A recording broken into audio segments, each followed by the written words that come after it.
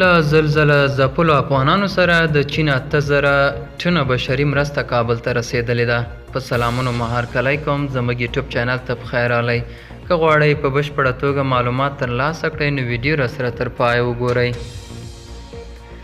د طالبانو سرپرست حکومت وایي چې نن سه شنبې د چنګاښ په 9 د چین 8,000 ټنه بشري مرسته په شپږو الوتکو کې کابل ته رسېدلې ده.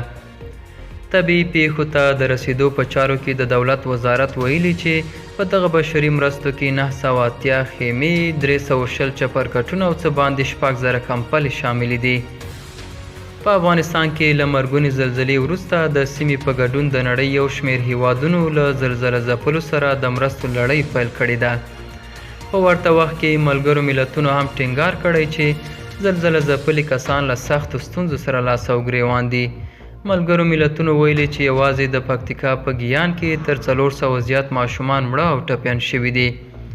تېره اونۍ د چهارشنبې پر سهار یوې مرګونې زلزلې د خوست او پکتیکا ځینې سیمې ولړزولې چې له امله یې زرګونه کورونه ونړېده او شاوخوا 3,000 کسانو ته یې مرګ ژوبله واړوله. دا وه زموږ نننۍ چمتو شوې ویډیو.